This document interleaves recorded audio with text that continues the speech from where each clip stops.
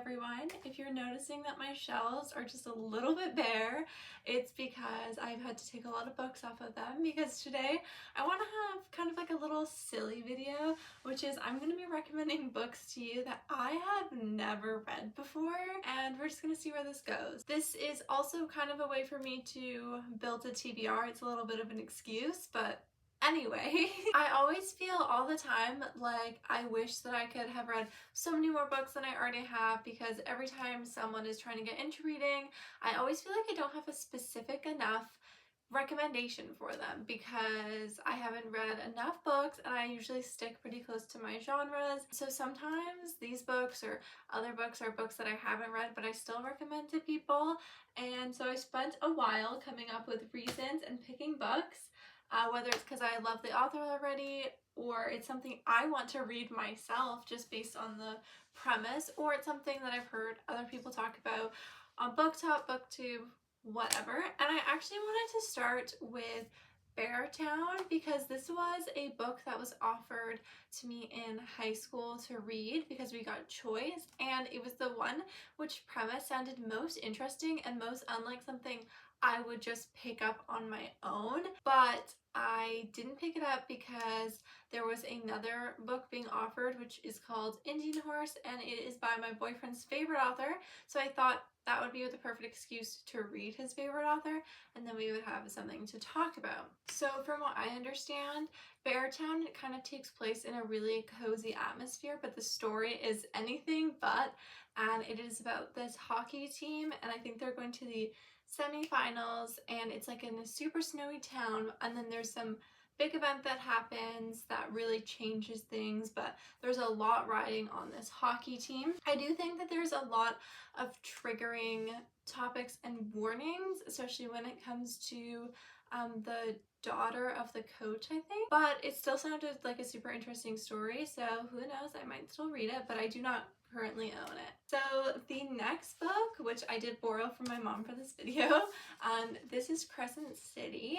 It's quite a thick one, and I'm sure you've heard about Crescent City and Sarah J. Maas, or you've probably read this yourself, but I'm including it in this video because I think that Sarah J. Maas is a good author, and I know that she writes good books. I have just heard that this one is slow, and because it's so big, that's just why I've been hesitant to start reading it. I would also recommend all of the books in her Throne of Glass series that I have not yet finished, although I will say I'm doing the tandem read right now for Empire of Storms and Tower of Dawn, and I don't know if that was the best idea because it's feeling really slow, and I do think it messed up the natural pacing. And I know I was warned by lots of people to not do it, I just couldn't help myself, it sounded fun. So there's no one's fault but my own, but I know Kingdom and Ash is definitely a great finale is what everyone says, and everyone gets super emotional about it, and so I'm super excited to see where that goes. But this one is kind of an urban fantasy, I do believe, and so I think that's a little different from Sarah's other book. So Bryce is the main character you follow, and she's kind of like a party girl, you know, she lives her life super fun. Then one day she kind of gets like, I feel like it's like an angel, Loki.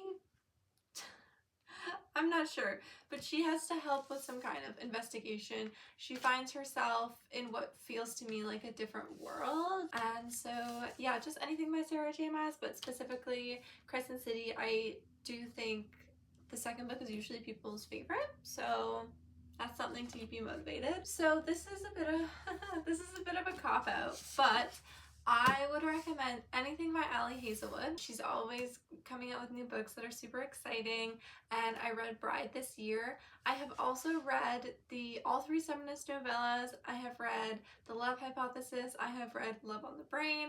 However, I have not read these two books. This is Check and Mate, and this one is Love Theoretically. I think Ali Hazelwood is a good time, but you need to go into it knowing that you're getting a super silly romance, and the author knows it's a super silly romance.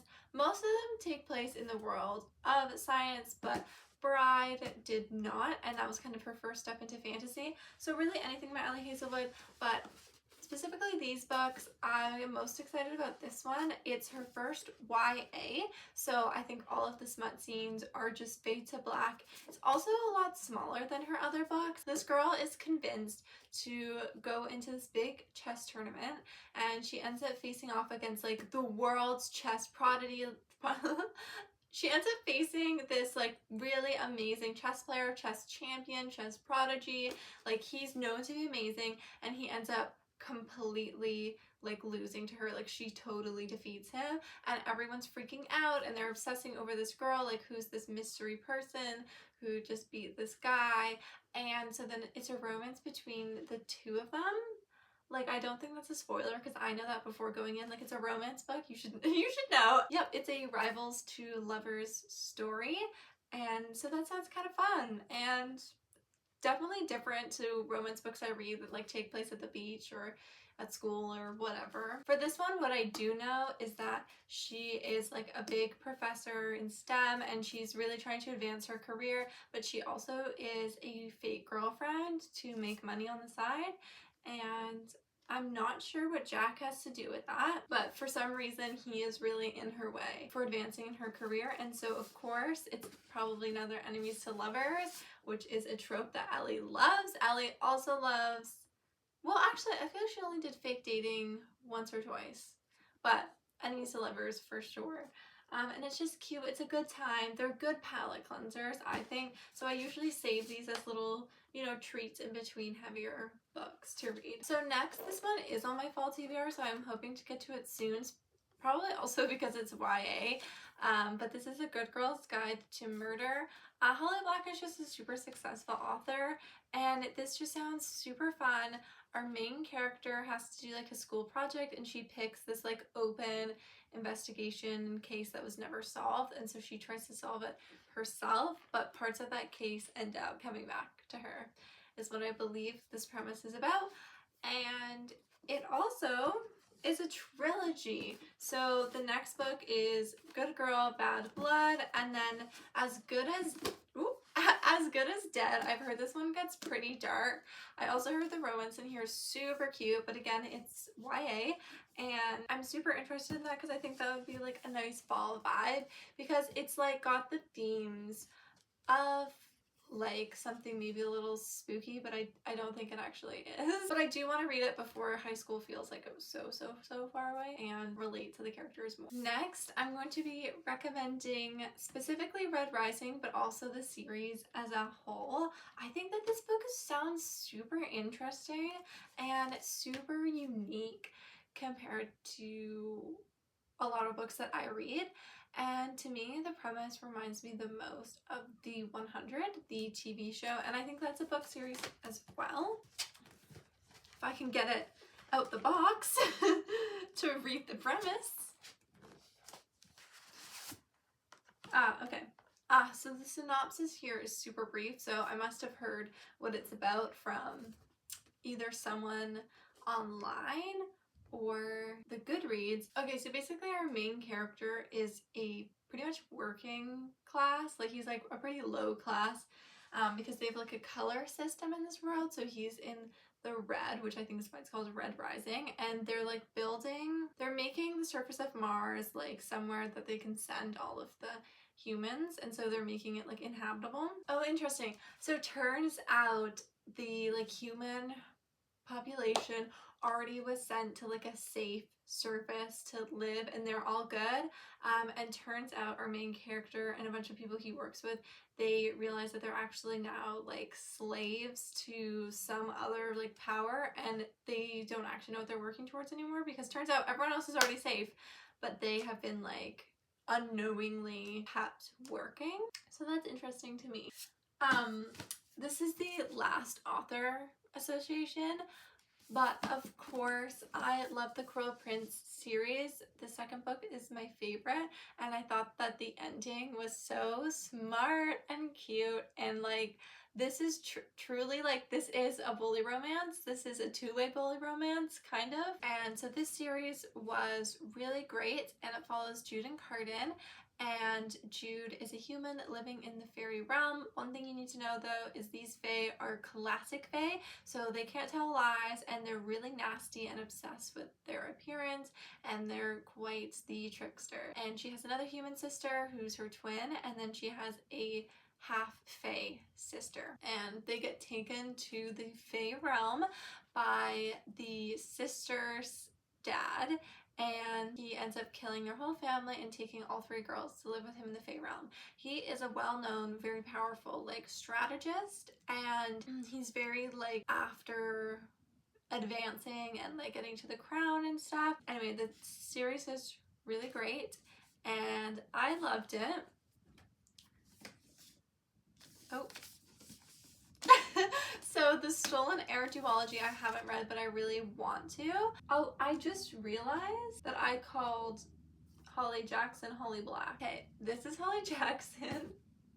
This is Holly Black, a well-established author, and there is a little brother of Jude, kind of like a step little brother. His name is Oak, and the duology follows Oak. So of course I would recommend you to read the Cruel Prince trilogy first. However, I don't actually think you have to. I would just recommend only reading this first if you know you're gonna want to read it. I mean, you can go into this without reading that if you know you're never gonna read the Cruel Prince series.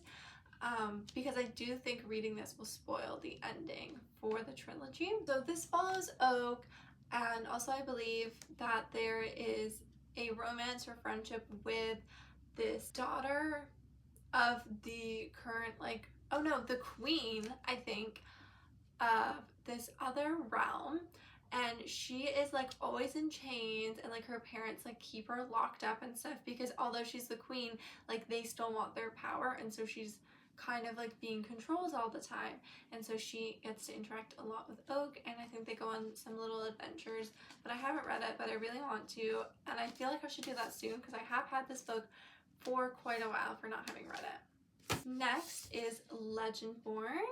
This was given to me by Eli, and this went very popular, especially around the time that the second book was coming out, so there is more than one book to this.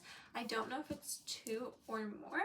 Okay, so basically there is this creature who feeds on people and kind of their energy, kind of like the vibe of a Death Eater from Harry Potter, and Legendborn is the group of people who are trying to hunt them down. That is pretty much all I know about that. The synopsis on this book itself doesn't give away too much more other than there's kind of this school for exceptional children, which I think our main character, I think her name's Bree, yes, gets sent to, and then there's like a secret society. So if you like those kinds of vibes, I think this one's great. I think my only hesitation was it's super big and the font was really small, so I was like, oh, that seems like a lot, but I will get to it eventually. And then lastly, The Night Circus, and I feel like I'm recommending this because it's one of those vibes no plot book, and I also have Caraval and I haven't read it,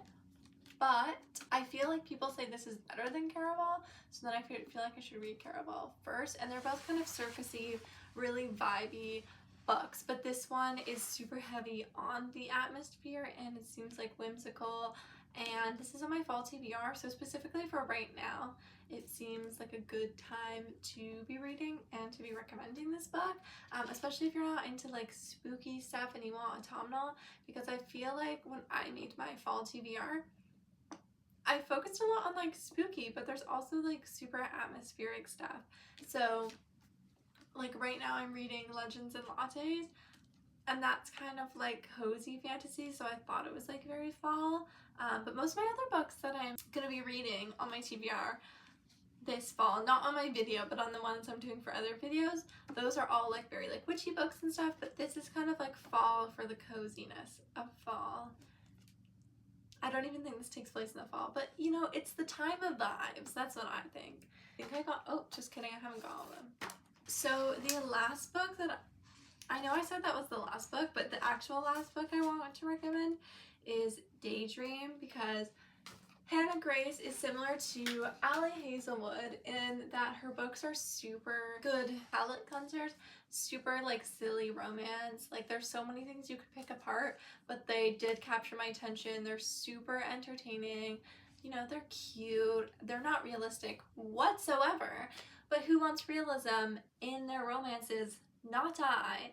And so I did read Icebreaker, and I'm currently reading Wildfire.